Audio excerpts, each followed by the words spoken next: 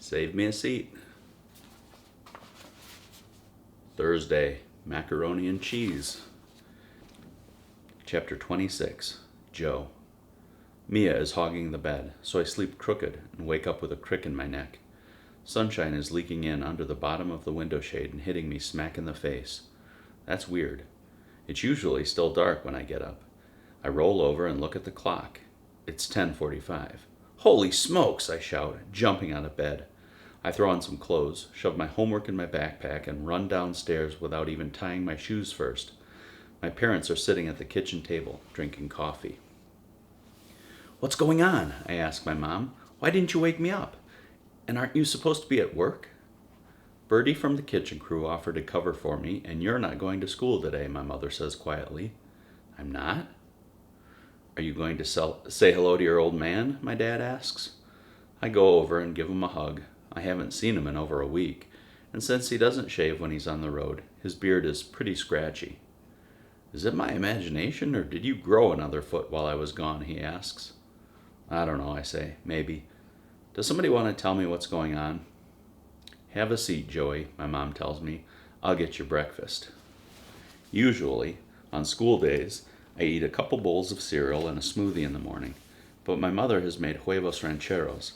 She and my dad have already eaten, so she loads up a plate with fried eggs and corn tortillas covered in salsa and sets it on the table in front of me.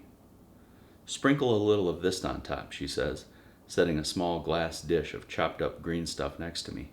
It's cilantro filled with vitamin K. "Let me know if you want hot sauce too." Huevos rancheros is one of my favorites, but for the second time this week I've lost my appetite. "Are we about to have a family meeting?" I ask. My parents look at each other. "Your mom and I do need to talk to you, Joe," my father says. Sounds like a family meeting to me. "What do we need to talk about?" I ask, even though I'm pretty sure I already know. My father turns to my mother. "What's the boy's name again?" he asks. "Dylan," she says. "Dylan Samreen." Here we go. "What kind of name is Samreen?" my father asks. "He's Indian," I say. "What's his problem with you, Joe?" I shrug. Have you ever tried sitting down with Dylan and telling him how you feel?" my mother asks. "Come on, Gracie," my father says, shaking his head. "Don't you know you can't talk to people like that? It doesn't work." "What are you suggesting, Kirk? That he punch the boy in the nose?" says my mother. "It would serve him right. These people come over here expecting to have it all. They ought to show some respect." "What people?" I ask.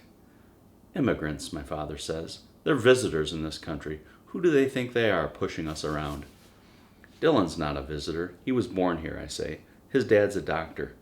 "You're missing the point, Joe," my father says. "The point is, you have to man up and fight back." "Lower your voice, Kirk," my mother says. "There you go again, Grace. Stop babying him, or he'll never learn to stand on his own 2 feet.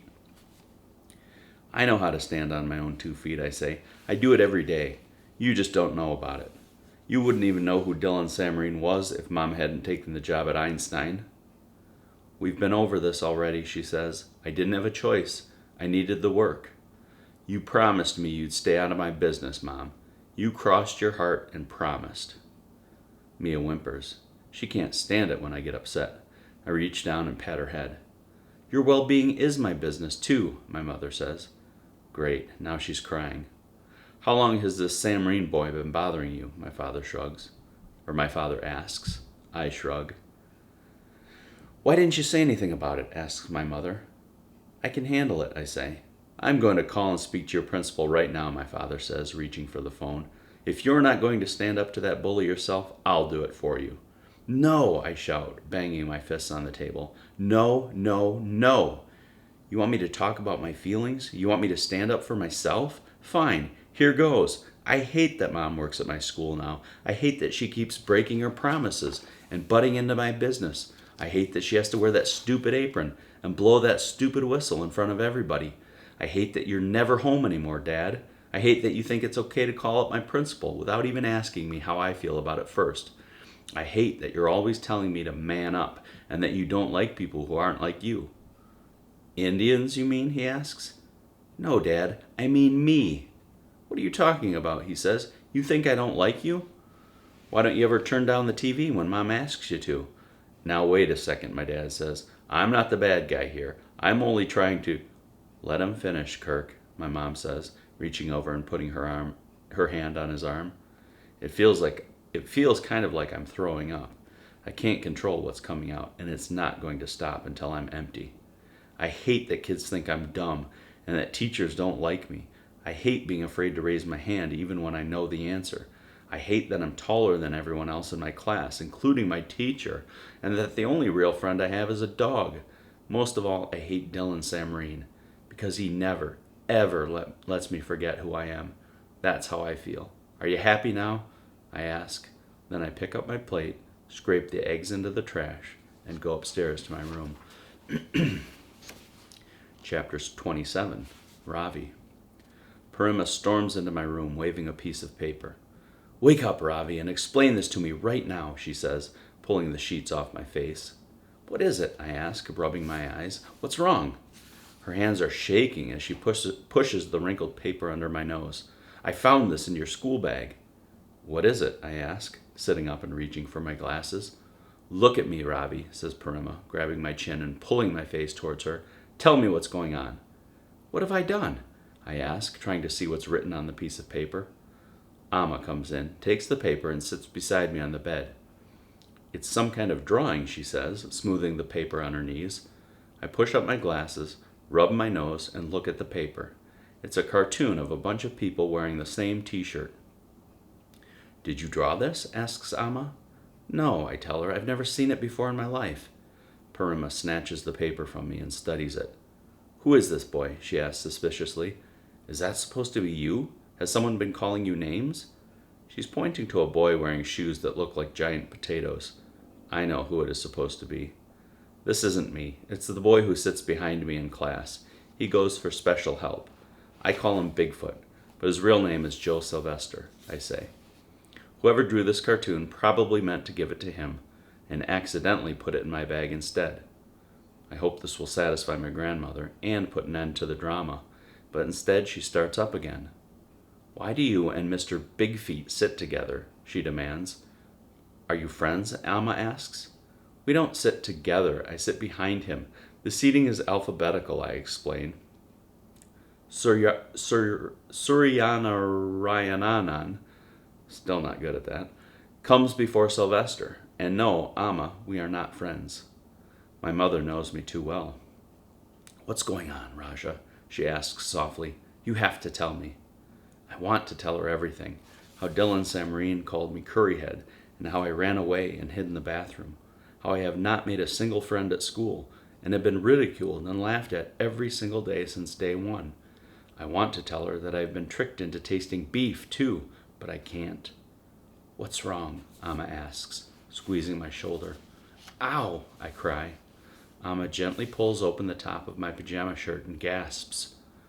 What's happened? She asks, gently touching my bruise with her fingertips. Nothing, Amma, I lie. I just bumped myself. Parima turns on her heel and leaves the room, only to return a minute later wearing her sweater and shawl. She also has a scarf, a red dupatta, covering her head. Where are you going so early in the morning? Amma asks. Parima ignores her. Get up, Ravi, she commands. Why? I ask. I am coming to school with you. I want to see for myself what's going on in this so-called Albert Einstein Elementary School. Nothing is going on, Parima, I say, and you cannot come with me to school.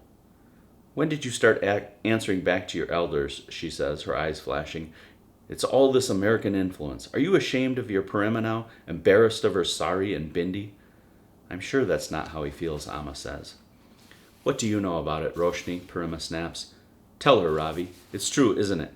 You wish your silly old Parima had stayed behind in Bangalore, where she belongs, don't you? There's no place for me here in your new American life, full of insulting cartoons and mysterious bruises. No, Parima, I say. I'm glad you're here. But she ignores me and goes on. I'll tell your Pripa to bring the suitcases from the garage. We'll buy a ticket today and fly back to Bangalore. Amma sighs. Don't be silly, Meena Ma. Ravi just told you he doesn't want you to leave. Parima narrows her eyes at Amma. You've poisoned his mind, Roshni. That's what it is. We both know you don't want me here any more than he does. Stop, I shout. The reason you can't come to school with me is because I am not going to school, Parima. Are you feeling sick again, Raja? My mother asks, quickly putting her hand on my forehead to check for a fever. Let me feel your pulse, says Parima, putting her fingers on my wrist. Now, all of a sudden, her voice is quivering with concern. I'm not sick, I say, pushing their hands away. I'm finished with Albert Einstein Elementary School forever. I quit. Tomorrow, chapter 28.